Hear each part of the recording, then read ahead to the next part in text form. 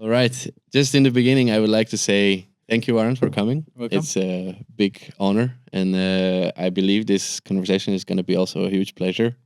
But in the beginning, could I ask you to introduce yourself and tell us just a bit about who you are, what you do, and How much time do you have? No, my name is Varan. I'm 37 years old. I'm born and raised in Denmark, originally from Sri Lanka. So been brought up by parents who paced me through, school and university, and finished my masters when I was 24, and then I was out getting, grinding and earning money. let's go. So I started in the bank, in a bank. I have an IT and communication background. So it was actually an accident. I just joined a graduate program in a bank, Denmark's biggest bank. And I was like, yeah, it sounds good. And started up there and worked there for actually 5 years. I don't know how I managed to work 5 years now. You're younger than me. I'm a millennial, but the Gen Zs have an average 1 year and 8 months, I think, in one position or one job to move along. And I was 5 years. I don't know how I made it, but I started in the corporates, and then I moved into consulting, created my second business, and then from there it just went into many different things. Yeah, I'm married and have 2 kids. Live on Österbro, have a summer house at Chinnansol. So that's my life. Oh, that sounds awesome. Yeah. That sounds So and I think when people ask me like to describe myself, I think I'm always quite futuristic in the way of looking at what's coming and what's next. And before it gets here, I'm in the explorative phase. So I think 10 years ago I was talking about a 4-day work week. Everybody in the corporates was like, no, or you can't do that. And what about if you work 2 days for one company, 2 days for another, like as a consultant, and having deals with that? They're like, it ain't gonna happen. Then luckily Corona came and changed everything. Luckily. Luckily for Wow. me. Like I see it in a way that one thing is Corona, of course, it wasn't good. Yeah. But it changed the way we look at work. Yeah. How much time we actually use on work today, and where you need to figure out like how it questioned a lot of people. Maybe it questioned me before about the purpose of having a job. What is the purpose? Like, because from my parents' generation and also yours, I guess, you go to work for earning money, and then you have the money to spend with family or friends or whatever. But it from my view, I've seen that work has taken so much over that work is not no longer 8 hours; it's maybe 12 hours in a period, and then you have less time to actually utilize for the good side of life. Not just that, but you're also selling your time. Yeah. At work. Yeah. And I think, I don't know if it's specific after COVID, but like, I think there's a shift happening. There's you people are being more aware. It's like, instead of selling my hours, why can I just sell my results instead? Yes. Right. So then you're not tied to work, Yes. but you're providing maybe even more value. Yeah. Right. But the problem is right now, and now we can get into that. The problem is that the way the currency out there is still hourly pay, hourly based. Like when you collaborate with corporates in a consultancy gig or whatever, they're like, okay, what's your rate? What's your rate, bro? And I was like, depending on how you look at it, if you look with a startup, scale up, or corporate, we know that they have different pockets, right? Of how they want. So the results is maybe the same they're looking for, but the currency they're talking is into, how much, what's your rate? And if you really think, differently, say, okay, great. You want to have the discussion about like what type of rate I'm worth for the job.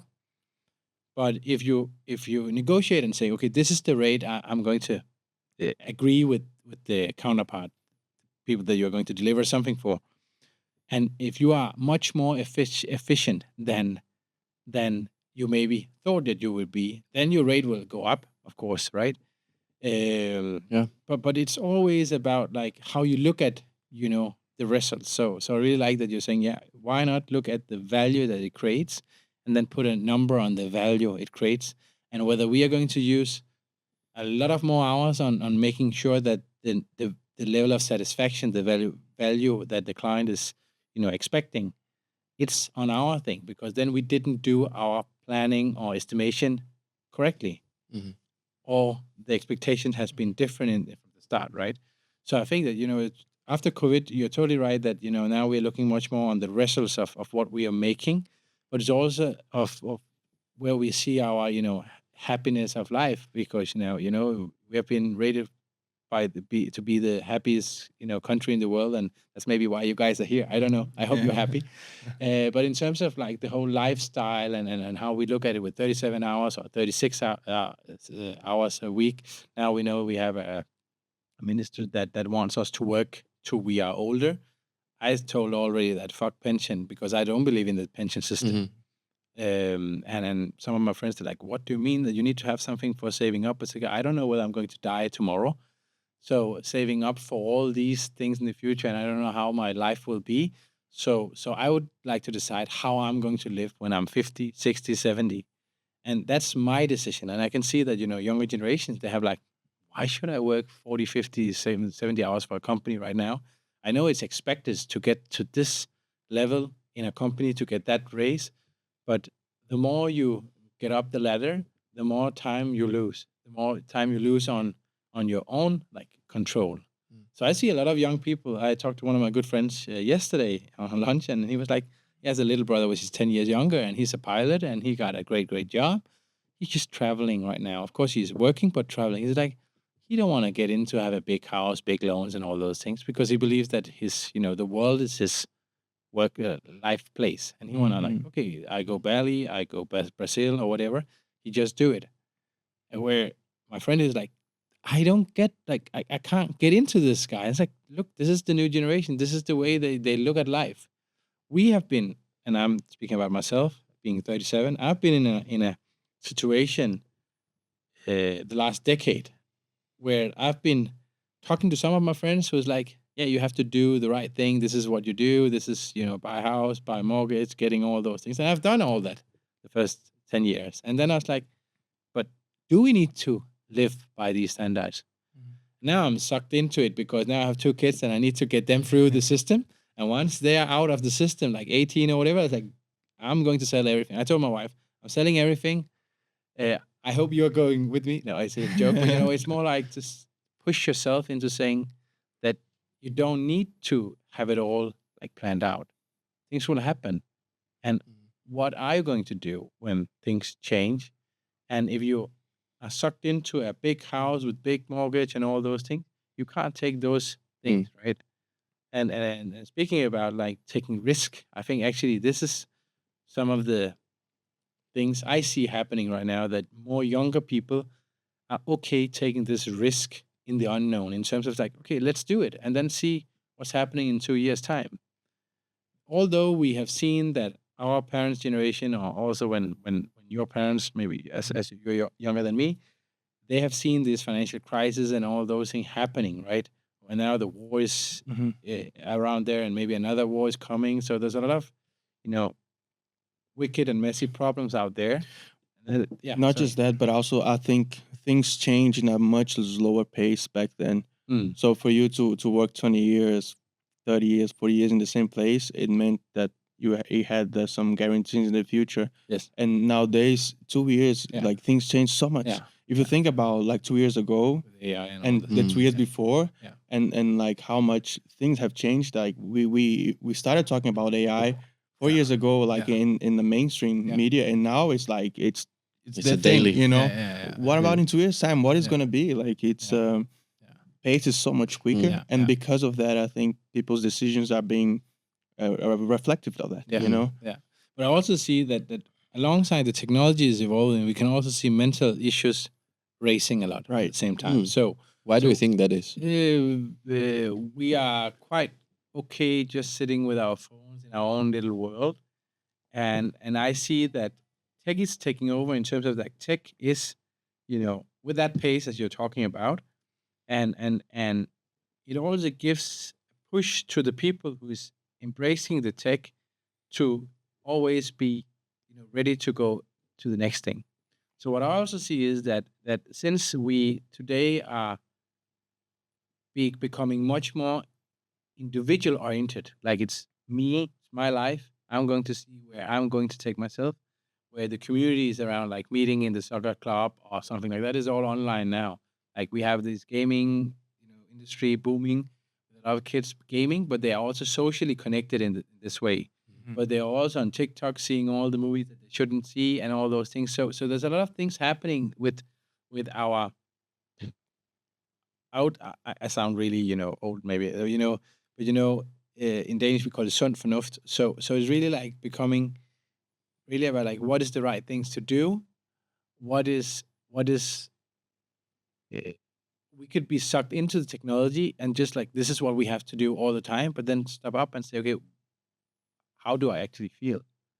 Like, and on the flip side of that is that we see a younger generation really want to feel all the decisions they make. Sometimes like, why should I take this decision? What's in it for me? What is the next step after taking this decision? And sometimes you just need to take that risk and take it, and then see what's coming out of it. So I see a mental health issues on many different things.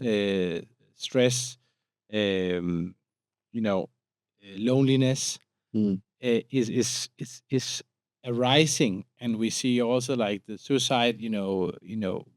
Is raising in many different, especially in different you know societies where they're focusing a lot on pacing their kids to reach the different levels where they're like, I don't want to be what my parents want to be, Mhm. and then they don't know where to go with it, and then they have some issues with this.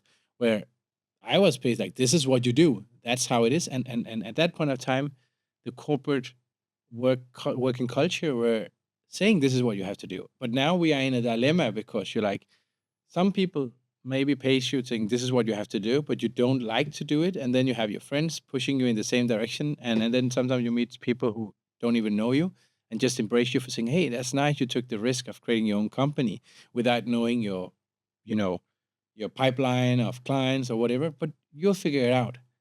We are in a safe environment, especially in Denmark. It is quite safe to create a company in Denmark, like compared to Compared other to places, other, yeah. right? And sometimes Danes, they're quite, you know, they have been as like paced with the system is so welcoming, creating entrepreneurship in Denmark. And sometimes when you hear about why people are not doing things, they're like scared of, oh, what if, and all the things that they have today. What if they can't have that? They also want all the other stuff, right? But when you come from other places where you don't have these things, I'm born and raised in Denmark, so of course I don't know what my parents, have been through, but I've been there. I know more or less what it is, but I'm trying to get my kid there. We went to Sri Lanka with my kids in January to saying this is where mom's dad and mom came from, and this is their their starting point. Mhm. And here you have all of the stuff, right? So that's my biggest, Mm. raising my kids. I want to show them, like, nothing just comes like Yeah. this. You need Right, to right, right. work with it, right? So when I was 13, my mom said, like, you need to go out with newspapers, and I'll help you. So that's what I did. Then when I was 15, I started working at McDonald's, flipping burgers for 2 years. I didn't know shit about lean management and all those things, but in the way I learned it by working with it. Because if you want to work with lean and Six Sigma and all those things, go and work for McDonald's, because then you know how optimized they are on time and how quickly you can create 12 Big Macs in 2 minutes and 32 seconds, right? So all these things I learned it without knowing it, right? A lot of things that you can go and work, but sometimes starting from scratch is also a thing. I would say that young people, and normally I say it in Denmark, Danish, but young people, they're born with a social security number and a VAT number. That's how it is. Like I created my first company when I was 16. But that was like, oh, you created a company, and what are you going to do with VAT and tax, and like, do you know all these things? Like, no, let's figure it out. It can't be that hard. But that was my approach to it. And today, I would say that that I believe my kids will have a VAT number, or I'll push them to have a VAT number to get the feeling of, okay, I can create something on my own. Right, right. Then I don't need to be working for somebody else, but I have the ability to create something on my own, because I believe that the passion, not that you can't have a passion in a corporate job or whatever type of job, but you learn so many things on the way, and that's a part of the journey. But if you're scared to take that risk of saying, okay, the most hardest thing is actually to say, okay, fuck it, I'm doing it. I'm creating a VAT number. I'm creating a company. Because once you've done it, it's not because you're sucked into it, but then you have done it. And then things becomes, okay, great. I need to do X, Y, Z. How do I do it? YouTube, podcast, whatever, to figure it out. There's a lot of other people that have done it before you and have eased it for you. Like, But also like the mindset of like that it creates in you when you're trying to build something, or when you have like, because the responsibilities on you, you know. So I think there's a big difference for you just showing up for a shift in a job, and for you to having to make that happen in a way. And I think it changed your mindset um, from what can this provide me to how can I create value. And this is, I think, this is a very important lesson to learn, even if you want to pursue a corporate career, you know.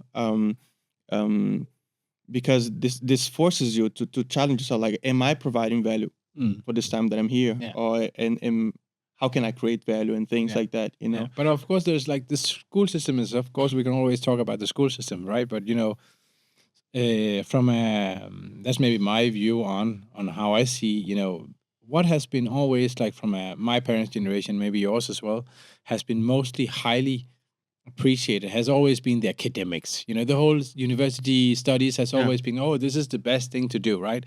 You learn a lot of in the books, and it's really strategy. You haven't have like, you know, work with the stuff. Like, it's not practical, it's very theoretical. That's always how it has been. Of course, it has changed. But well, then you have the, you know, the practical studies like Professionshøjskole, KIA, you know, all these things where you actually work with the shit, right? Not so much about the whole books, but of course you have some models and strategy, you learn them, but you work with the stuff rather than the other thing, right? Where you can see that we need both. We need strategists, academic oriented, like putting the right vision and all those things, but we also need to get the doers. I would say that you need to have both. If you want to be pursuing an entrepreneurial journey, you need to quickly as possible have a doer mindset that, okay, I don't know anything about it. I have all the abilities to learn in the best way that I can do it, and then get it out there, right? And that get started doing that. Because I've been seeing a lot of entrepreneurs starting. So I said, like, I started at 16, and my parents, they didn't want me to be an entrepreneur. They're like, doctor, engineer, or lawyer, right? That's the Indian code or whatever, you know, that's what you do.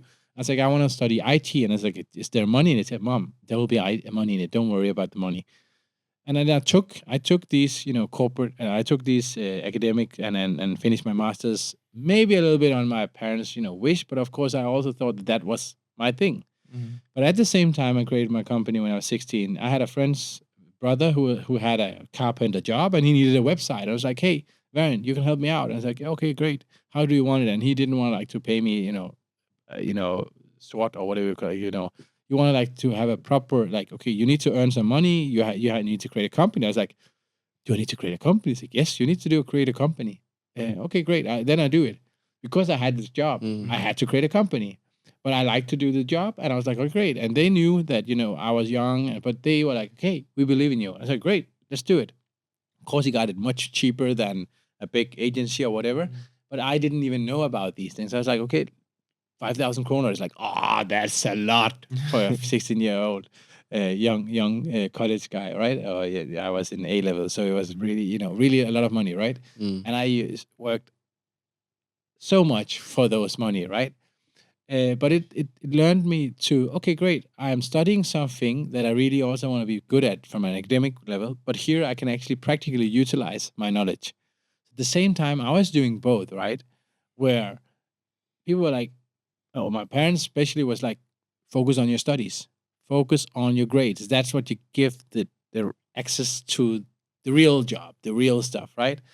And I, at that point of time, saying, okay, great, I'm doing that, and then put a little bit that on the side.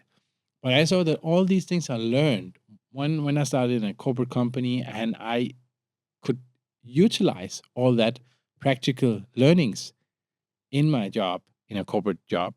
I saw how much more effective I was, and how much more like I executed on a totally different level than my peers at that point of time, Mhm. because they didn't know how to do the stuff. Mhm.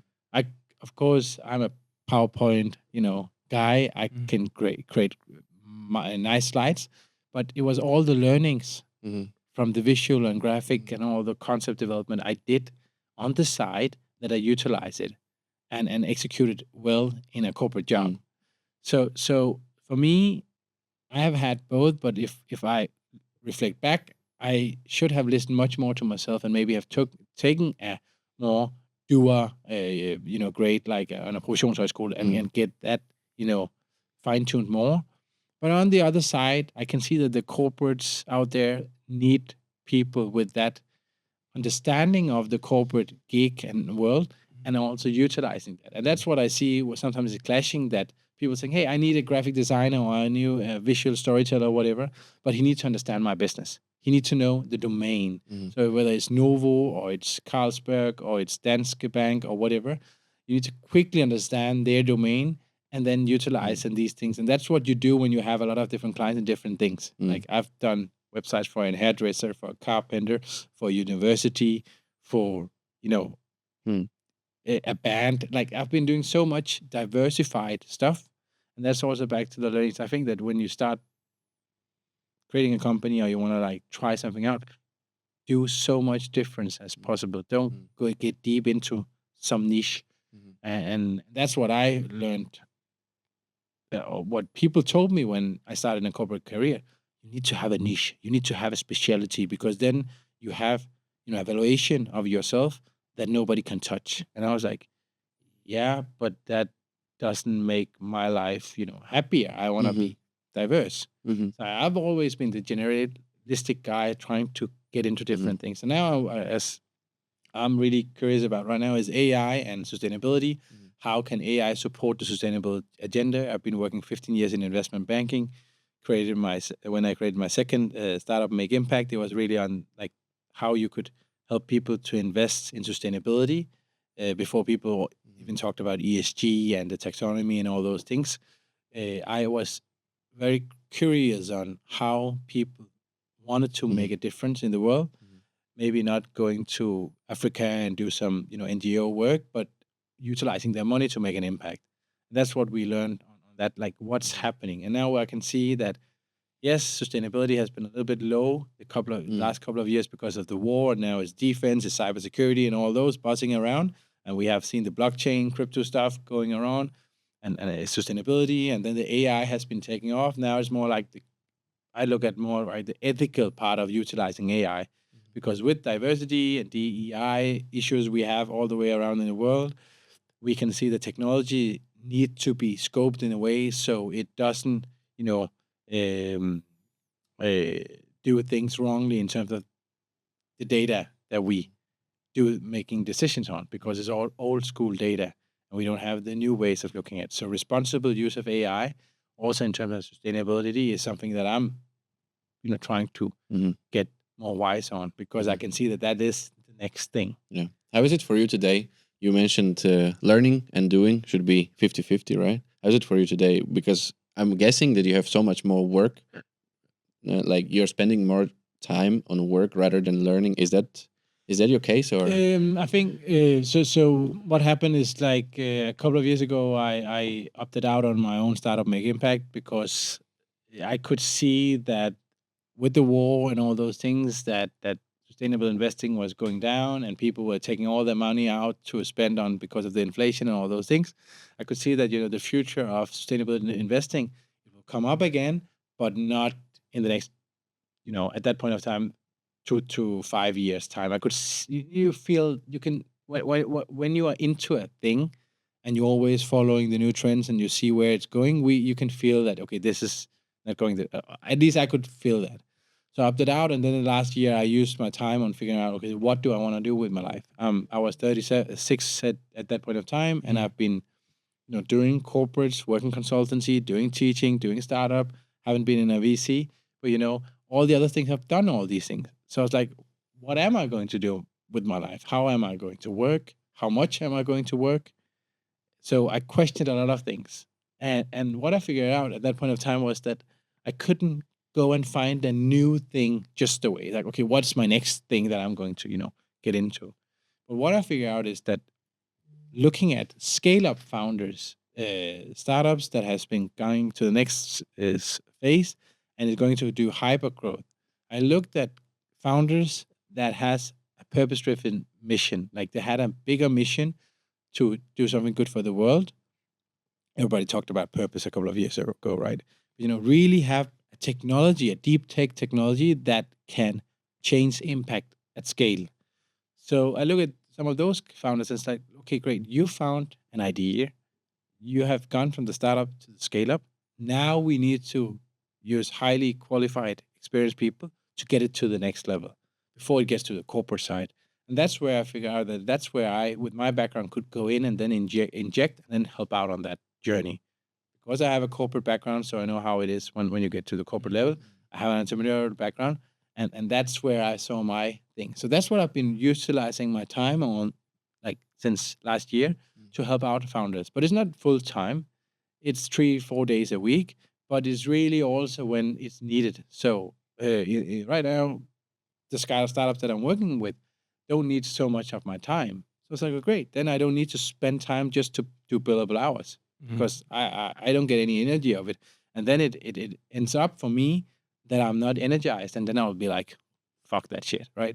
So that's where I'm trying to explore, but learning part, and that's what he's like doing and working. In the time where I have some more time, I of course spend time with my families and traveling and all of those things that I also really want to do. But I'm also saying, okay, great, this specific topic, what's out there to be explored? What am I going to do? So I just went to Silicon Valley in the San Francisco Climate Week, where speaking about EV chargers and AI and all those things, there's a lot of things happening out there because the power grid in Denmark versus San Francisco or California is totally different. Here we have a lot of the grid is really really great in terms of like utilizing EV power to EVs and so on, but it's not the same in California. So they are facing a lot of issues there to utilizing AI to forecast how the EV buses and trains or whatever need to be charged up and so on. So there's a lot of issues out there. It was quite interesting for me to get somewhere else in the world to see how a thing that we managed here has a totally different way of looking at technology.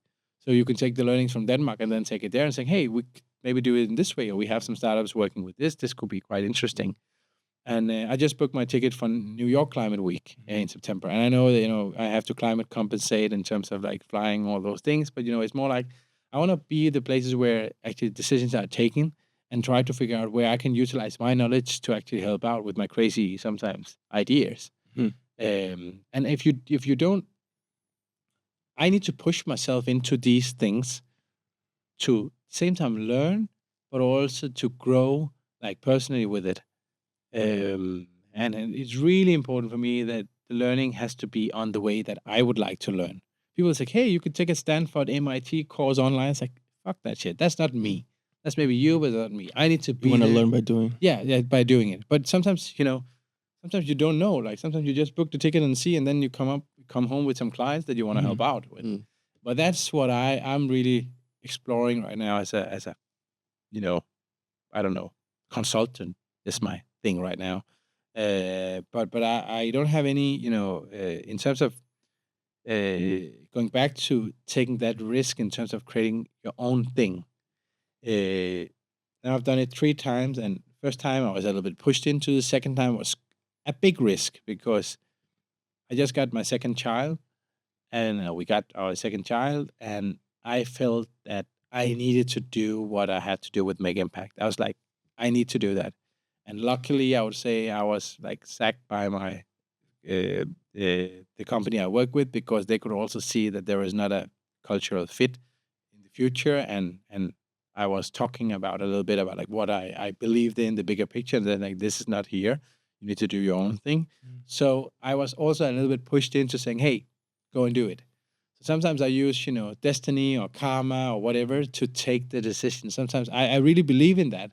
And I remember my parents, as I said, from Sri Lanka. So they always believe in horoscope and karma and destiny. And I was like, yeah. No. This is what you do and so on. But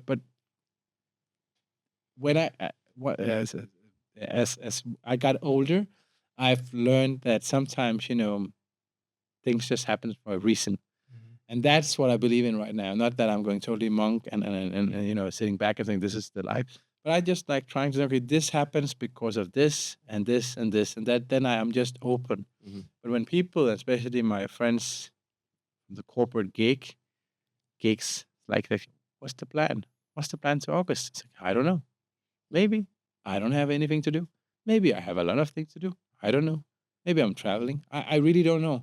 And answering that back, even, sometimes it is hard to just, say it out loud. And now I'm saying here, but that's helping me to think this is how it is. And then we will always figure it out. Sometimes you do this calculation of like you do a risk calculation and saying, okay, what is the worst case It can happening? happen. And sometimes I see that a lot of my friends or people I talk to, that like the worst case is always what is, driving their decisions. And that's sometimes where I see, yeah, the worst case is this, but before the worst case scenario, there's so many paths this can go. And if you don't dare to take the first step on that path, then you don't know how this journey is going to be. And what I know for sure, and what I'm trying to tell people, younger people, they already like take that. But still, when I'm saying younger, I feel like I'm 80 or something. But when you started your first company when you were 16 and it's 20 years ago, you're like, fuck, I'm old. No, but the thing is that when you take these this risk and you could say, okay, in 5 years time I'm going to do this, right? But when you do it in 5 years time, world looks different.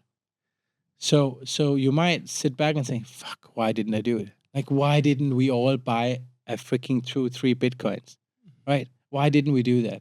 Everybody has this, oh, I should have done it. We shouldn't talk about crypto and all those things, but it's more like, all these regrets we have in our life. I saw there's like a nurse that talked to people who was, almost dying somewhere in London. There's like a quote, you can find that out somewhere out there. And the 10 regrets of life was like more time with family, friends. I wish I didn't work so much hard. And there's a lot of regrets there. And I read that 10 years ago, and I was like, I read it and then I get back to it and then read it again. Sometimes to think, time is right now. The saying YOLO, you only live once, or whatever you young people say. No, but time is right now. When you have, I don't know whether you have tried to visit a place again, traveling around the world, and then you visit it again. Not the same smell, not the same feeling, not the same atmosphere. And I've done it because I wanted to show my kids the things, but I'm like, it's not the same. So I really believe in that things comes on your, right? You take a decision, yes or no, right? And if you say no, other things happen. But if you go back and think, why didn't I say yes? Like, there was a lot of reasons for that. So sometimes taking that step is the hardest thing. What I've been learning, experiencing, is that I don't take these discussions, these hard discussions with people that I know very well. Of course, I take them with my wife, and she also, but she also learned that, with me, sometimes everything will happen for a reason and for the good. But, if I talk to people that I don't know, it's easier to get a positive vibe because people want to like embrace these things. And they don't know me so much to saying, hey, what have you thought about this? Have you thought about this? And what about this and this and this? Because people that you don't know don't care so much about you. People who cares about you always want to protect you from the things that can occur, the worst case scenarios. That's why they do it by love, but sometimes it's not the best thing. That's what I've learned. Sometimes if you have a great idea, you want to test it out with somebody, find somebody that you don't know. because I don't know your life, Kim. I don't know your life, Simon. And if we want to discuss an idea, I'll be open discussing it and then see Yeah. different futures of it. And maybe you come back Yeah. and say, this is what we have to do. Yeah. And then you get back to realization, shit, okay, great. I can't take these decisions right now, but this guy gave me some inspiration, some ideas to go that. But if you go and take the same idea to your best friend or whatever, Yeah. he or she will look at it totally different. Yeah. And When you don't do say it with that, your parents. Not with your parents. yeah, when you say that, exactly what I was about to say. I've learned in my life I should never share my ideas with my mom because the ideas are killed at the spot that they were born. That's But so. sometimes it's also good that if they kill them and they have a reason for it, sometimes they okay, why is she saying this, right? Mm. I have one of my best friends. I've been learning him. I know him for the last 20 years. And always when I've discussed things, he has always been so negative, right? Like in the way. And of course he sees things differently than I do. But I've also seen that, he is the guy that, maybe never moves from his job or whatever. And that's totally fine. But sometimes you if you look at the disc profiles or you look at the different Myers-Briggs personality tests, sometimes you need to think about, okay, your friends are they red? Are they yellow? Are they green? Are they blue? What type of response do you think they will give you when you come up with a crazy idea? The blue guy will be like, have you changed? Have you checked the facts? Are you totally right with this? And so on. The green guy would say, what about your family? Are they all good? The yellow guy will just like come up with crazy new ideas, but don't know how to do it. And the red guy was like, okay, let's do it. Create it. Come, let's do it. Right. So there's different ways of people look at ideas that is maybe just an idea, but not even born as like, it's not even existing. But the blue guy will be from the disc profile will look at it and saying all the flaws. Okay, yeah, but this thing doesn't work. This will work. Maybe this can't work, and so on. So they will like put up a project plan of why it wouldn't work. And the green will be like, yeah, okay, maybe, and yeah, yeah, okay, that's cool, but so working and just trying to figure out like who do you share your ideas with, and also how do you take that risk is maybe some of the things that I if this is quite like an academic way of looking at it, right? But we have a lot of academics that should just get out there and then do their crazy ideas because it might work, right? It might be quite crazy. So the guys that I work with, Crescia Technologies right now, which is a biotech startup, a bio-green clean tech, they is Joachim and others who been doing a PhD on taking agricultural biomass and make that to biofuel. And they're crazy about like the solid like waste and make that liquid is quite new, and they have a patent and royalties and all those things. But when they found out this technology, they were crazy about the technology, the chemistry that they have revealed and got out there. But this thing, if this becomes big, it has a massive impact on the society that we could do biofuel, that having, fossil fuels and transportation and so on, aviation and marine fuels, like it's a big game changer in terms of becoming more sustainable. But for me, I was like, I saw it from a sustainable big impact perspective, but they were crazy about The chemistry. the and what they have been doing, like the whole technology. And that's also sometimes you need to have different people looking at it from different angles, and that's what actually makes it the big thing. So sometimes when you have an idea, remember to have diversified teams that have different, skill set. But that's you need to find out the yin yang in that, and that's why I would in the future look at people personalities when creating companies, because sometimes, if you have been studying in CBS or universities or whatever, we look the same. We might not have the same background, but we have been taught in the same way. But if you don't have a doer and a strategic, then you are like 3 CBS strategic guys having a great idea. Good luck with that, because if you can't, if you don't, they don't have like a doer mentality, right? Because you need everything in this. That's what I also think, that when you create new companies and new ideas, team is the most important part. That's what people invest in, right? People invest in people and the team setup. Mhm. But of course, creating a company and then being a consultant is also creating a company. You do things on your own. You work with clients that you want to do, and then figuring it out. But who do you want to work for? Like, what is the purpose for doing? Is it just to pay the bills, or is it to earn a lot of money to then, travel around the world? In the old days, you have this gig economy, the digital nomads that works everywhere and vacation and all those things. Like, I've heard that some people told me that I'm fun employed. Fun employee. Fun employed. Okay. Hashtag fun employed. So you are not employed and you are having fun once you're not employed. So the term says that you go in, you work for clients, customers for a certain amount of time, and then you are off the hook, and then you travel around the world or whatever you do, having fun, and then you get back and doing the grinding. So that's being fun employed.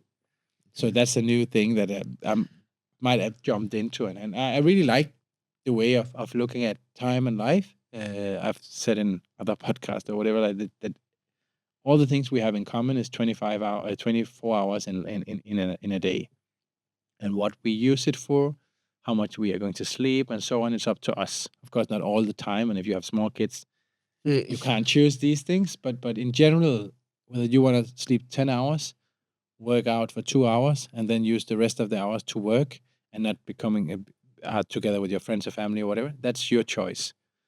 So Richard Branson has the same, Warren Buffett has the same, I have the same. But how we utilize the time right now is up to us. Of course, sometimes we are forced to do an 8 to 4 job somewhere to earn the money. But how much traveling time we are going to do to work, like how much commute time we are going to utilize, how are we going to use it? Are we going to hear 3 podcasts to learn something more on the commute time? Or are we going to listen to music or whatever in that commute time? Or are we just going to be silent and looking at all those people that looks in their phones in the Yeah. metros? It's up to you. Or do you want to do meditation on the go? What I want to say with that is that what won't come back is that time. And that's what I really, really try to embrace right now. That if people ask me for my time, I not always look as a transactional way. So, okay, great. Simon and Kim, you asked me to come here. What do I get out of it? Maybe I can share something that will help you guys, but also somebody else.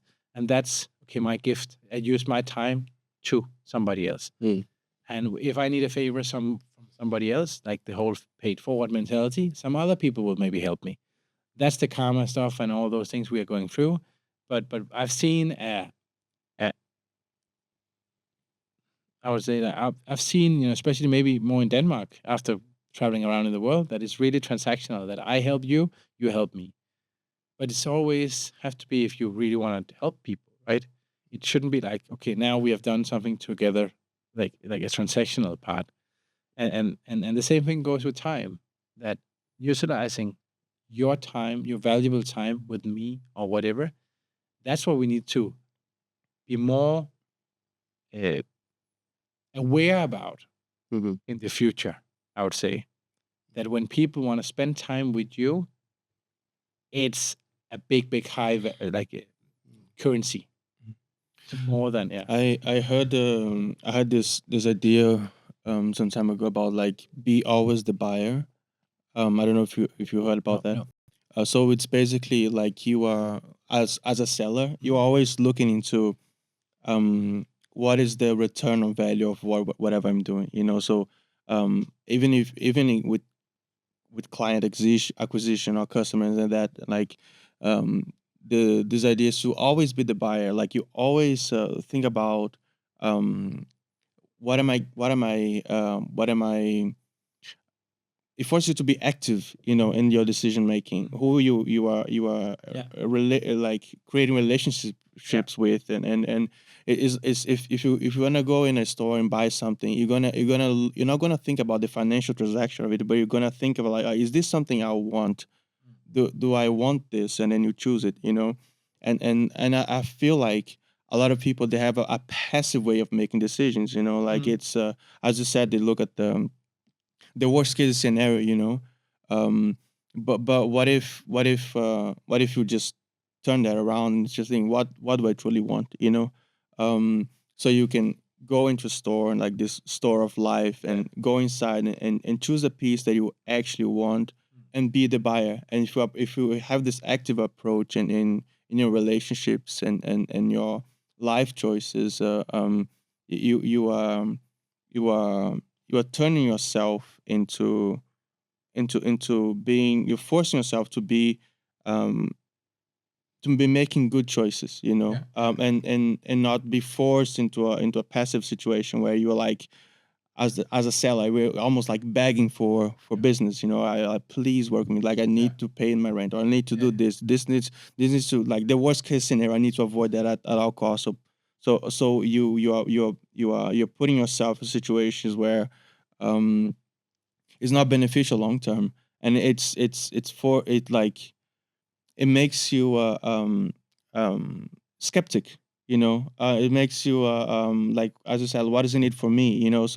So when you approach a relationship, you think, oh, like, how's this how's this how when am I going to make this sell? When where I'm going to catch the benefits of this. And when you are the buyer, you are actually thinking about the is this a situation that I'm gonna is gonna like make me happy long term? Is this something I'm satisfied? Is this something? Is this piece of furniture in my life that I'm gonna be Yeah, happy with but I looking think at it? you're spot on. I haven't heard the buyer seller stuff, but I totally can see, or can reflect on what you're saying. I think I've been, the last 10 years talking, thinking about, not talking about. Sometimes when I start talking about things, that's where it becomes much more than I'm doing it. So for me, speaking out things loud, that's where, and to people that I even don't know, then I know, okay, now I need to get shit done, because otherwise I can't think about it anymore. But now I'm talking about it, and now I need to execute on it. That's my way of, getting to the place where I actually do things. I think that I've been thinking about, you know, doing more focus on my training and then mental health and all those things for many years, when I was also, in a startup, grinding and all those things. But I never had the time for it. I always found a freaking excuse to not do it. And I had small kids and blah blah blah. There's always all these things. But then, when I got out of things, I was like, okay, now I need to do something that is helping me for the longevity, like for the long term. So I was like, okay, great.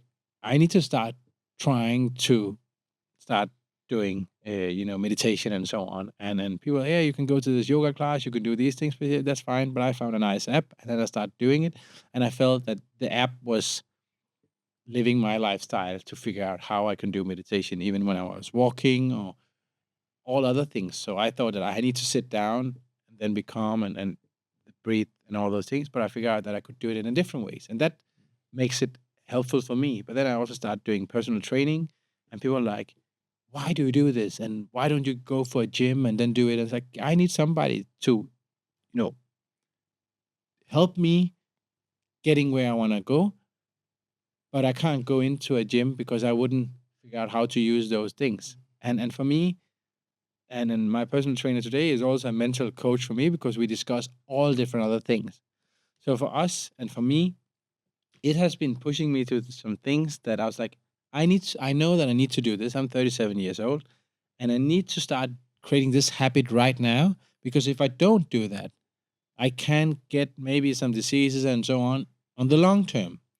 So back to the stuff that I have put myself into, saying I need to have a two sessions weekly, whether I'm traveling or whatever. I need to have that.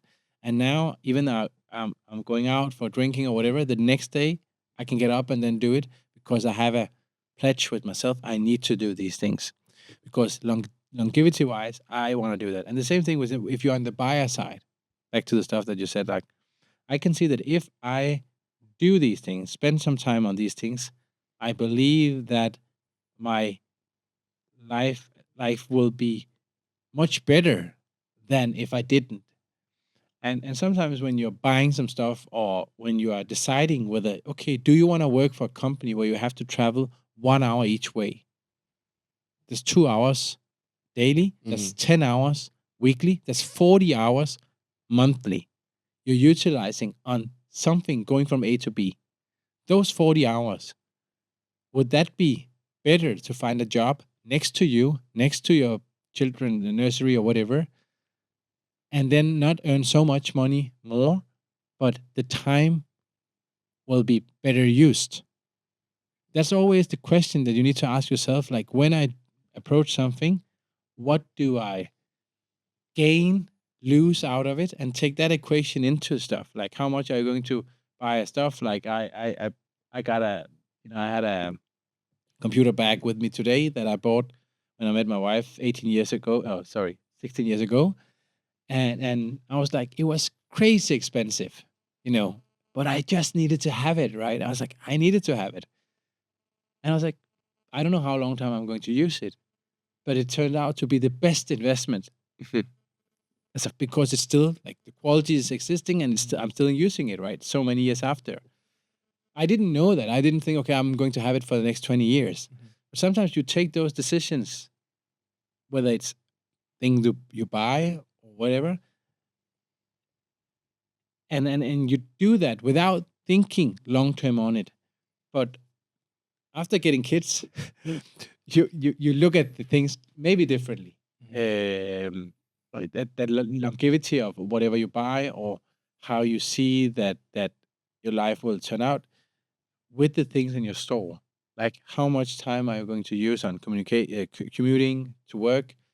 What time did it take out of the waking hours? The kids are actually awake, and can you do some work once they got to bed? Then you will lose some time with your, fiance, wife, or whatever. So all the things has, positive and negative side. But mostly, if the decisions are positively driven, I think you should do it. Also, without knowing that it can be that, because I'm a person that, much more like I'm a risk taker for sure. And my wife is not the same as I am, and that's totally fine, because that's sometimes where you like Balance. You balance balance each the other. stuff. Yeah. If you have a risk taker on both sides, crazy, it's going to be crazy. But then you live a totally different life where you accept that things can be a little bit hectic in a period, and then it's stable and so on. So you get in and out of these things. That's also what you have to figure out with your mentality. Like, how much risk can you take, like, in these things, right? So the thing about being the buyer or seller, I think, thinking from a what does it gives to me can be great, but it can also be bad in the way that if we always, and that's back to the transactional stuff. If I always think about, okay, spending time with Kim and Simon today, what would it give out to me? When this podcast is launched, and is there some people that would like to, hire me in for something or whatever? Am I going to make a speak and earn some money on it? I'm not even thinking about all these things. I'm just telling it loud to saying, I just said yes last week, right? Okay, let's do it. And I've been asked from other people, like, why are you doing it? It's like, I don't know. I felt that I should do it. I felt that I should share my learnings. I haven't written a book or whatever. I don't have a PhD in whatever things. I just Would live you my ever do life. that? No. And if I did it, it will be AI doing it for me, I think, because people ask, like, is that the thing? Do you want to speak outside? And I can do these things, but I'm just me living my life. And if I can share my, learnings or whatever, and it could influence, or it could positively impact people who was thinking and saying, hey, I should do it. Or should I do it? And I don't know them. So yeah, of course they should do it. Right? Don't think about all these things. It will, things happen for a reason. There won't be any, of course, if you're selling your house or putting yourself, whatever you do, of course you do it in a thoughtful way, but things will happen for a reason, and things will be positively if you go into it with that, set up, I think. Um, yeah. But I definitely can see, the 3 times I created companies. First time I was pushed into it. Second time I took a big risk, but I felt that I needed to do it. And then, life changed. So I was like, okay, I need to do it. And then third time I was like, this is what I'm going to do. Sometimes when I haven't built a house or got somebody else to build a house, but people say that it's the third time that you're building a house, it's going to be perfect. The first 2 times is going to be shit. There's things that you don't know about that you will forget. And then you figure out, why did I put the toilet right here? It should be more over there next to the kids so they can have their own toilet once they get older. But then you know that you're not going to live for them to getting teenagers. A lot of people have this plan of saying, oh, so you're going to live in the house for the rest of your life. No, maybe not. And that's what I see. You see these parents, they have the house, and then the kids move out, and then they move into the city again. I live in the city right now, and we have a summer house, and that's the setup that works for us. It doesn't mean that it works for everyone, but back to the stuff that you maybe should have a timeline that is shorter than we used to have. Like a mentality timeline of saying, what's happening in 5 years' time? Now you're 29, like Kim, and I don't know whether you have a wife or husband or boyfriend or whatever, but do you plan kids the next 10 years? It'd be nice, yeah. Yeah, great. What about the apartment do you live in? Like, is there room for kids? I would just have to kick some of my roommates out. Okay, but then they do have. Okay, so you have thought it out like that. No, Actually, I haven't thought. no, but that's what I like. The question is whether you should be doing it or not, because right now you're here, and when things happen, then you take new decisions. Right. But when you Otherwise, buy there's a lot of Otherwise, a lot of decisions to take in consideration, right? And there's this concept of like decision fatigue, right? When you just have so much stuff to decide on. But a good approach to it would be just like, what is, I don't need to take decisions now, or I don't need to think about these things now. Isn't that maybe a better way to view life? Like to see what's in front of you right now. It's both good and bad. I think, of course, it's all personal how you deal with these decision takings. Like, I have friends who just pull all decisions in once, and then they get freaking stressed once they have to take all these things. And I can't live with that, to be honest. Okay, how I do you take do it? decisions further, next. And then based upon, then I took it. Okay, great. I took that because of these things. And if I reflect back, I should have maybe taken the other thing. But that's it. I took it. And now I need to do something else. That's how it is.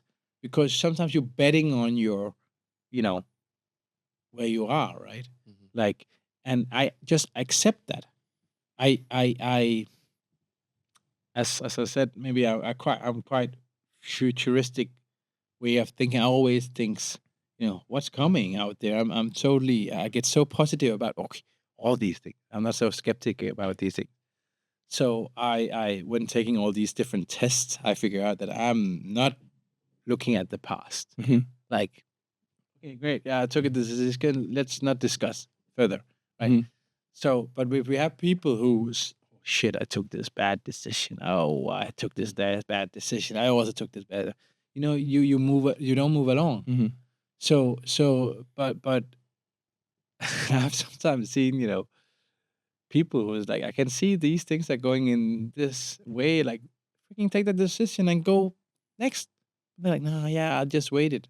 And then just pile up. It just pile up, and then boom, crazy things happen, right? And I was like, I could see this coming. Maybe it's because I've been trying it out before, but I can't live with these things. And that's why I think that sometimes, now we can talk about, I don't know, what scares me with, now we're talking about mental health in terms of the future. We talked about AI and messy problems, but also what scares me a lot is quite about like the fertility problem we have.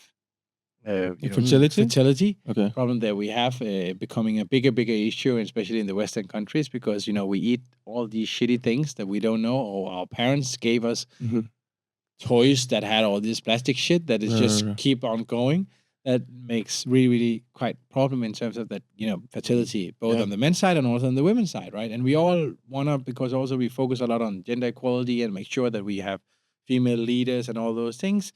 We also see, a generation that really focus on themselves in terms of like getting careers and jobs and so on, and that's so good. But we don't take any insurances saying, okay, what For the can we do, future. for the future, right? Discussing about like freezing some eggs down, or even on the men's side, to make sure that we actually can produce what we want to produce in the future. And I was first time dad when I was 28, and I've been together with my wife so long time, so we had time for enjoying ourselves to figure out, okay, this is the next thing. Not because I'm one of the, I was one of the people who got in luckily for us, everything went through, but I also have friends, networks that have issues right now. And why I want to bring this up is also to the risk part of it, saying there's a risk that, the ability to get kids gets worse the older you get. That's science, that we see this. When you're 35, it gets bad and bad and bad. How can you mitigate that risk? Nobody says that if you're freezing eggs down or whatever, that it will help to mitigate it. But we can see that there is opportunities that you could utilize, younger eggs when you want to get pregnant, or if you want to do that. Of course, there's adaptation, there's other opportunities out there, right? But I see that, in our way of looking at life and what we want to do, we say we do that for later. We save it for later. Some things we can't save for later, full stop.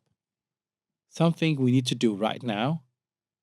We need to take a decision. It's actually you flip my thoughts when you said about like taking decisions now on later, right? Sometimes we need to think about, okay, great. Is there things that I can't buy back is there something that I can, there's no time machine, right? I've seen Back to the Future 1 and 2. There is no time machine yet. Remember, yet. No, Aston said it wasn't it Aston? He said like it's impossible. If it was possible, then we would have received some visitors from the future, right? I don't know. I believe maybe they're here. Maybe they're already here. Just like no, but you're totally right. So there's things that you need to do or make a decision on. And if I was talking to a young guy or girl or whatever, I would definitely give them that advice. And that's maybe what I'm doing right now. Think about if you want to have kids at one point of time, figure out how you think about it. Talk to your friends about it. Don't necessarily talk to your parents about it, but talk to somebody about like, is that something that is in my plan? If it is, what can I do to mitigate this risk of not reaching that place? Because the most unhappy, place you don't want to be is sitting at an age of 45 years old or whatever and can't do what you want to do. And then you, of course, have other opportunities. That's totally right. But that's what you can't do. You can take an education again. You can get into another job or whatever. There's things that you can, there's trains that you can jump on later on. People are talking about, oh, if you don't know anything about AI, you are totally, not on the go. It's bullshit. Why? Because the ability to learn these things gets easier. So right now it's quite complex to understand the things because it's quite new and not really mature enough. And I believe that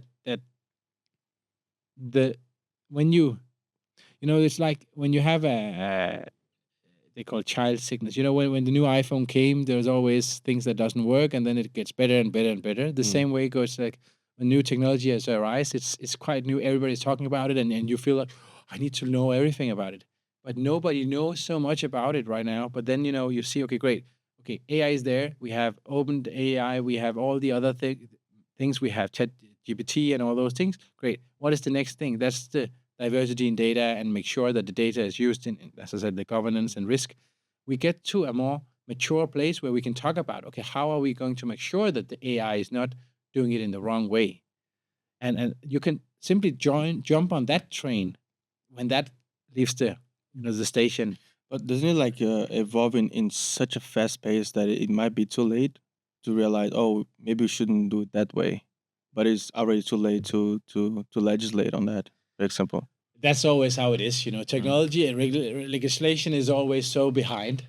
But we can see that with the new, if we speak about now, we moved from fertility to, but that's fine.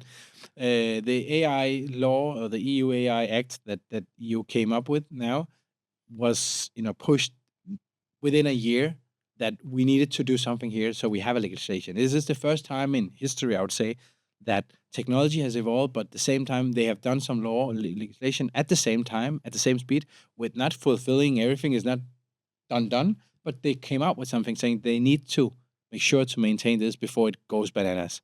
But with the financial crisis, with the taxonomy, the sustainability taxonomy, and all those things, they have been totally beyond and backwards.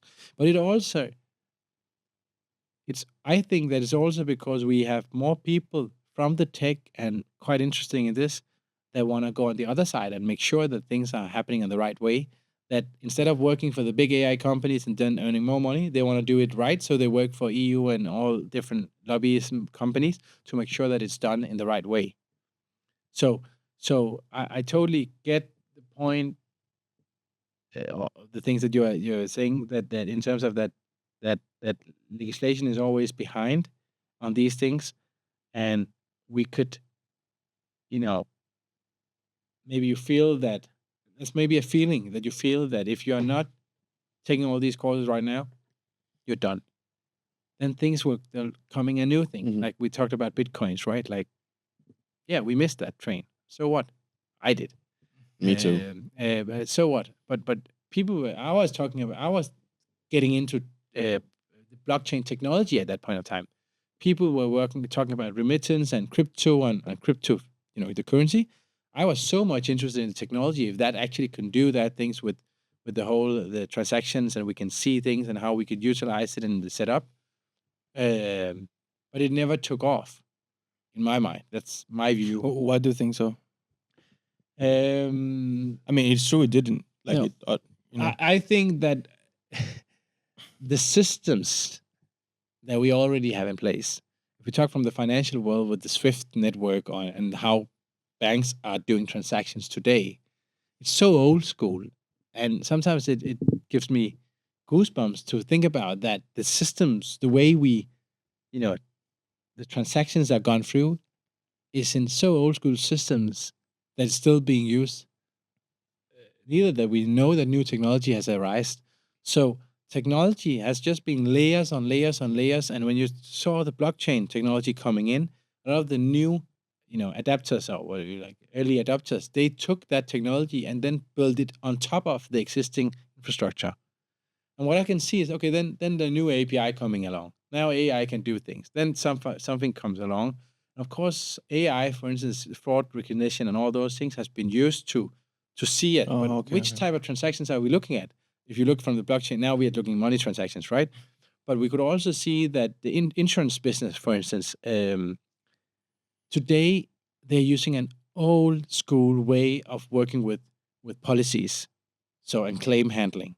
So you buy an insurance, and if things happen, you fill up a claim, and then somebody gives you money, and then based on what your policy is, then you get the money and so on. That's basically how an insurance. It's a really community approach, right? You pay a premium, and then everybody pays a premium, and if things fucks up for you, Simon, then you put up a claim, we get some money, but there's a pool of money because you and me, we already paid for that as well, right?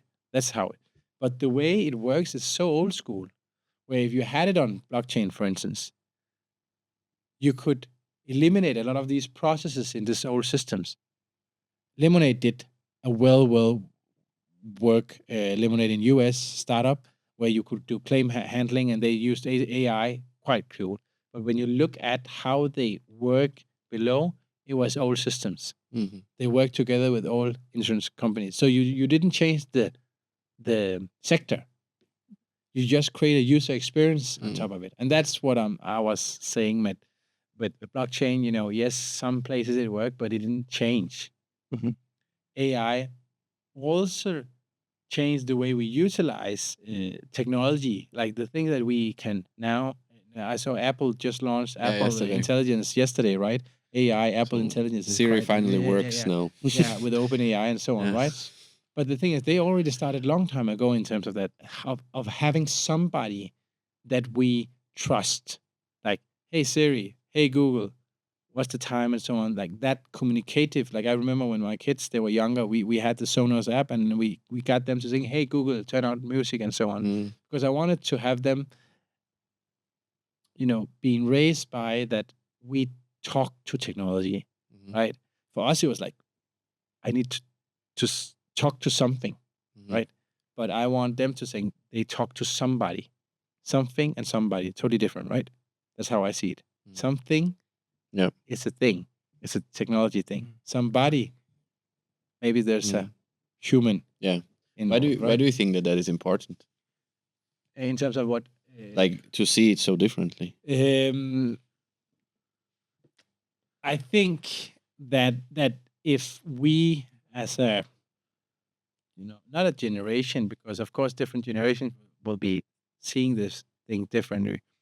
I have a friend who is working in the US right now, and I've seen some of her stories the couple of days where I saw this robot dog thingy, the when AI is taking on, where it looks like a dog, has all these things and doing things like a Mhm. dog would do. I'm like, for me, it's a thing still. But maybe if I showed my kids that will be like, this is a dog, like this is an AI dog. So the way I see at things, because maybe I'm also technology driven, is that's a technology. Like when Sophie the robot came, I don't know if I you don't know. remember Sophie the robot. You can Google it. Will Smith talked to Sophie the robot. Like it was Oh totally yeah. she was doing and all those things, and people were like totally amazed. It was like still like a research stuff, but when it came out, it was like, this thing is now somebody because Sophie looks like us now, Mhm. right? And we have seen, more robots coming along looking much more like us. And you think that's a good thing, like the personification of technology? Like I've been working with human computer interaction and in many years, and that's my major. So for me, when I wouldn't say whether it's good or bad, but I see a totally different change in terms of how we engage with technology. Because when you engage with somebody, there's some trust that there's like between, whatever it is, somebody or something that looks totally like me and you and everybody. In between the the engaging part, there's some trust that we're putting on. Mm. I think, I believe, that's my view. Uh, Not that I've written or scientifically said anything, that with this somebody effect, that you can see that it just is, it's not no longer a thing.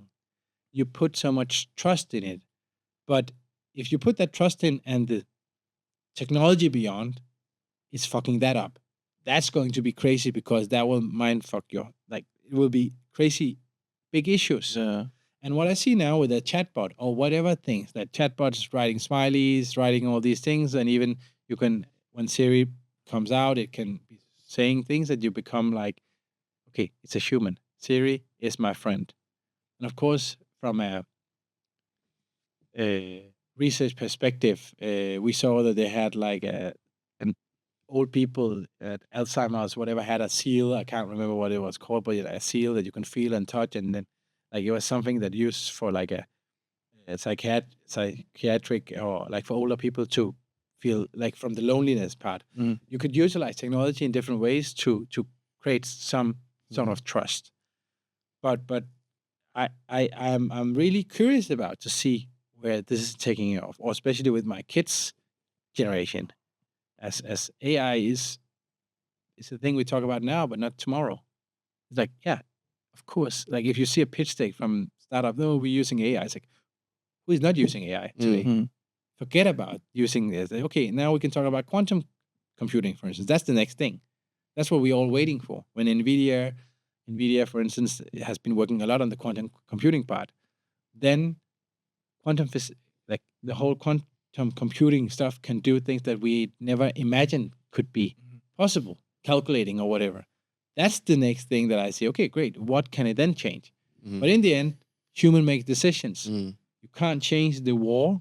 You can't change these things. Of course, with technology, you can enforce things, but it's still human making these decisions on the bigger scale. But will it be not human or somebody taking that? That's the next thing, right? No. What do you think that quantum computing will like? What it will bring for the? From a user perspective, I don't think that, from a human being, you and me, I think you can't think about what it can change compared to AI we have today.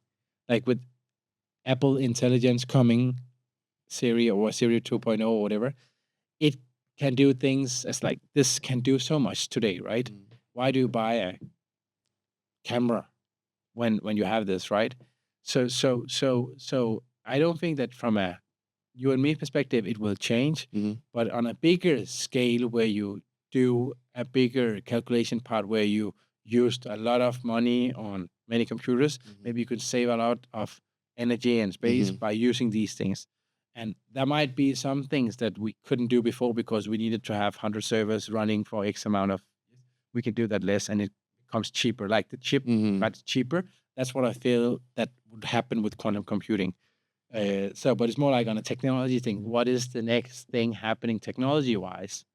So when you have a lot of data, we need to crunch this data. We use quantum computing, then we use some AI to do some decision making, and in the end, we sit down and say, okay, what do you want to do? A, B, or C? Then you just click the button, and then it does it, right? So it helps decision making. Back to the decision making, maybe better. That you ask your AI, easier. Hey, what do you think? I have these things. What would you say? In 5 years timeline, when should I start planning fertility? Thing. When should I do it? And then maybe the AI will say you should start now because based on research, it's this and this and this. Okay, what should I do? You should buy an insurance. Okay, great. I bought it now. Great, cool. Then you're happy. Go to the next. I don't know. Ask AI. Yeah. I find it so freaky. This because like, I mean, if you open your Google Maps, you put an address, you don't think about it. You don't think about like, oh, is this giving me the right direction? Is it like you just trust it because it? Yeah, it's trusting. It's just it just works, But it's very different to interact with it as if it's a human being, and it's that's the freaky part for me, because then it becomes less of a tool that I can use whenever I need to become an advisor almost, ChatGPT. Yeah, there's like a relationship, right? Yeah, exactly. Yeah. And I find it so freaky. This the interaction, like the way you're raising your kids to be having this different view on technology. This is the first time I ever heard someone like doing this actively, like teaching. Yeah, now I'm maybe saying, but it's more like, as I said, like somebody. Think about how we like think body, right? So it's more about that if you wanna,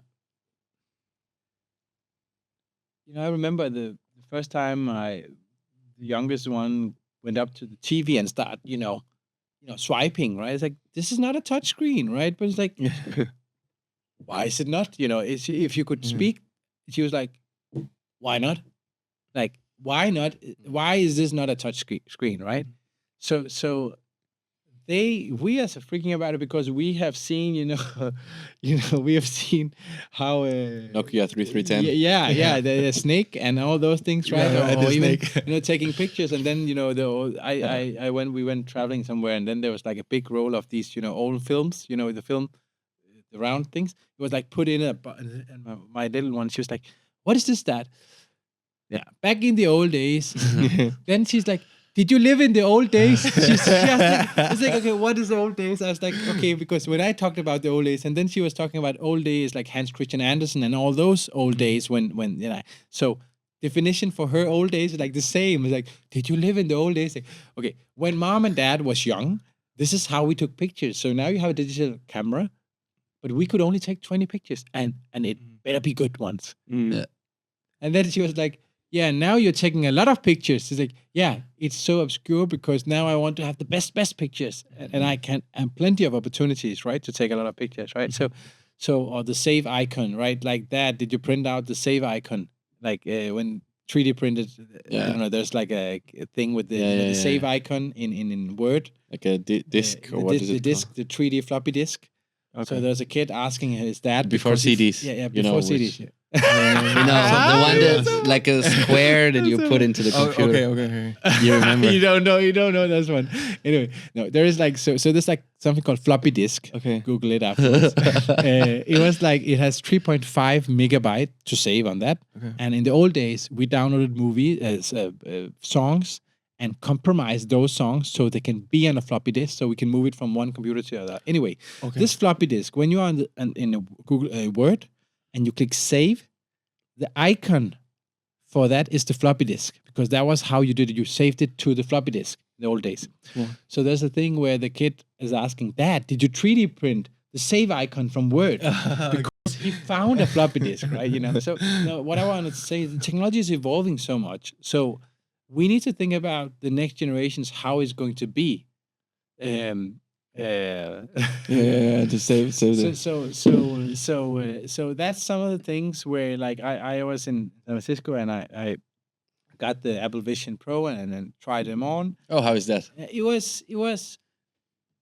was what I expected, but what I could see with the new Vision Pro is that technology, the hardware, is not at that phase as the software is. Mhm. I could definitely feel that they came out with a product right now that is software wise very, very far, like really much, but the hardware can't follow along Right. with the technology.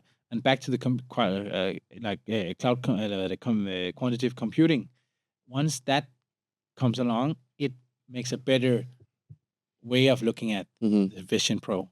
So it's just gonna be a glasses that you put put on and so on, and then you have but there's new gestures, right? That's was quite interesting for me to try out, like the way you tap and those things, and then for me it was like when I looked at things and I just did that, it was freaking following my eyes where I definitely looked and could just like to whatever, like that was crazy for me. Like that was like, now it's insane because all those sensors, but it's too much, right? Like it's still too expensive build to be doing it. And of course it will be cheaper. But the question is, again, back to the stuff that if we're all walking around, we won't walk around, all of us, like that. Somebody will be doing it and we will have these things.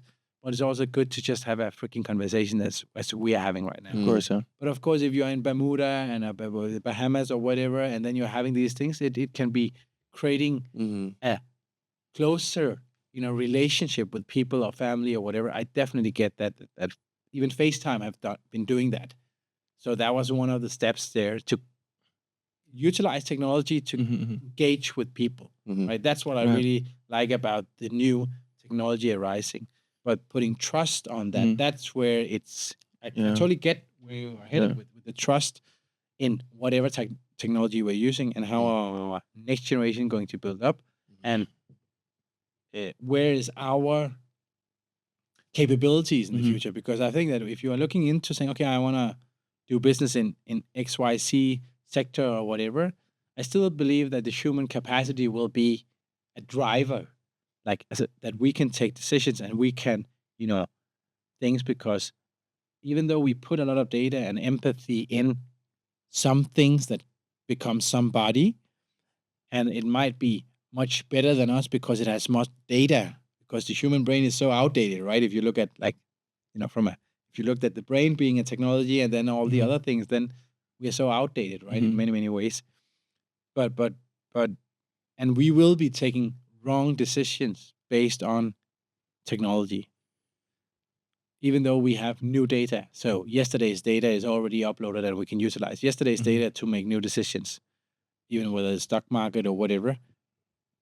People make decisions on their own. It was something different if we said like, okay, no decisions are made, technology is taking over, right? We have all seen those videos of movies where this is happening, right? We won't get to that point. You don't think that that's ever going to happen? I won't say ever, Okay. but in the next 100 years, no. Because Okay. I believe that, and that's, let's see whether this video exists in 100 years. It won't. But I see that it will, it takes time. Systems are so old school that thinking this will take, and sometimes I'm talking about the dinosaurs sitting now on the top management. Now they're getting into the boards, and hopefully soon they're dying in terms of getting new people on where we can try out things, but things will still be the same in the systems. You can't just close the banking system and then create a new one and saying, okay, everybody moves to the new system. Won't happen. And we also see a lot of bad things happen with the new cryptos and all other different technologies are rising. And now we have cybercrime is so big right now, right? And I saw a movie in Christmas on Netflix where everything was like there was a cyber attack on US and Tesla's was going totally wrong, and there's so many things happening, and that's why like this can actually happen. You can actually fuck the system with cybercrime right now everywhere. So there's a big cybercrime, issue we also facing in the whole things. So one thing was atom war and all those things. But now we're looking at other different types of crimes that I think will prevent the implementation of all new technology so fast as what we believe it would be doing. So I was in university during the lockdown, and we still kept having classes, but it was online, Yeah. And there was something so nice about waking up just 15 minutes before class without having to commute and all that. And I think that's the biggest application with AR, for example, like the glasses and the artificial reality and all that is the convenience that it's going to bring, like the way people think about work and and productivity and doing those things, like the fact that you don't need to like drive 1 hour to go to work. You can just wake up 15 minutes before and just turn it on, and don't even like for some people they don't even need to take showers because it's just gonna look completely different, like like. But then it's also about like what do you miss out of it? So the question is, what do I lose without doing these things? So the social part, Absolutely. like the human part of being social with people. Like I could remember that I missed being together with people. I am very productive being around people, and I can't sit at home. Like even if I want to take meetings at home, I go to a cafe and take them because I feel I need to have live around me. That's me. Yeah. But there's also a thing that you miss out on, right? So it's always like, okay, beneficial, great, commute time, less. What does it give you? And if you could then have as one of my friends asked, like the Apple Vision Pro, like who would that benefit best? And you are spot on. People who lives alone, I would say that it will really fit into their daily life, because if you then walk around with them and then you have meetings and whatever, like that's where. But if you have a conversation, I know that we can have a conversation. Me having those glasses on, but it's like, not the same thing. It's not the same at all. And it's we're not even there yet to saying, okay, then we all have these glasses on, right? I know we all sit with our phones and they're like, hey, and sometimes then you're like, hey, move the phone, let's talk, right? So we already have an addiction to this one, right? So the question is how the addiction will be to these glasses. Then everybody rounds around with it. So I definitely think that there's some use cases that will be better than others in terms of these. But we also need to think about that there's something that people are tired of, ordering from Volt. They want to go to the canteen, meet people, and having a that's also conversation true, and all these things. So and of course it depends on whether you are studying or you are in a workplace. But it's still like culture Fridays, and you meet up with friends and go out for drinking or whatever. There's things that we still will be missing out on, like with this technology that we are working from home and all those things. But it's interesting to see the bigger corporate cultures are saying, yeah, you can work 2 days from home. You don't have a seating. Danske Bank just launched their new domicile, right? And they have said that they haven't space for everyone. So you book a seat, and then people are like, yeah, okay, we book a seat for coming into work, but I can't sit with my colleagues because there's 4,000 people and one colleague sits here and there, and where is the? Then they have to book a meeting room to see each other. Like, hey, we have booked a team meeting here, so let's see each other at 3 p.m. But you can't get like the good morning vibe and all those things. They're trying out something new in terms of that, and it's quite futuristic in the way to look at it. But what is the downside of that? So that's always a technology. We need to embrace it and figure out where we want to do. We also have the common sense of what we want to use it for, and also things back to the way we work, the way we live. How much would we like to have technology be driven our decisions, and how much would we like to make them on our own? It might be good to ask technology to get a lot of, variety of ideas. And then the question is whether you make the decision by yourself or you ask them saying, hey, take a decision based on this. You could do that as well. But then the trust, like how much trust do you put into it? Is it 50%, 70%, 100%? How much common knowledge would you have back to yourself? When I'm driving, I put 100% trust in the Google Maps thing, Yeah. So it's But that's not that's just the small. Like I have an Xpeng, the G9, the Chinese car, and that's interesting. How much sometimes when I was doing overtake or whatever, then they like it pushed me back to the line because it thinks that I'm going out there. But then I had to remove all those things because I got like totally crazy about it, right? Yeah. Every time I'm doing like, please pay attention to the rules. And it's like, What? I'm freaking tired, and don't tell me. But I know that it's technology, and it has been sensing a lot of things. And if people look down or whatever, it's because they want to avoid people getting in collision. I know technology, it's working, but it's also freaking annoying. And I am tired in the morning if I have to drive. Full stop. Yeah. So again, we need to try out these things and figure out where our way. And your parents, or wherever, it won't be the same way of utilizing technology. Right. But that's some of the things. That's what some of the interesting parts of looking at it. So yeah. Before we end this podcast, I would like to ask you one more question. As a founder and entrepreneur, what was the best advice you have ever been given, or you found, or what would you? Because we are a 1-year-old business now. Wanna grow, wanna do something good. Also, for society and all that.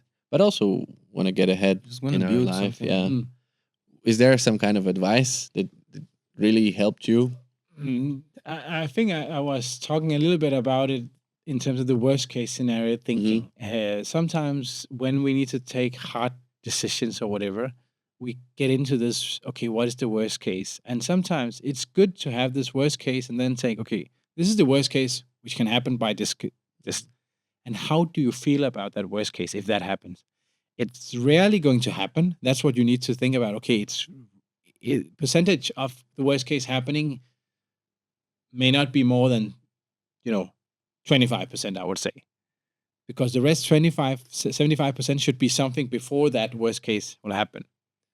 Otherwise you shouldn't take that decision. But that's maybe just, I know it's hard with percentage, but it's more like, okay, great, you need to take a decision about something, and okay, great, we want to do something for society, we want to grow this business, but do you want to grow on a phase where you can't just hire new people in and then like getting new location, and then you need to do, or do you want to grow slowly, right?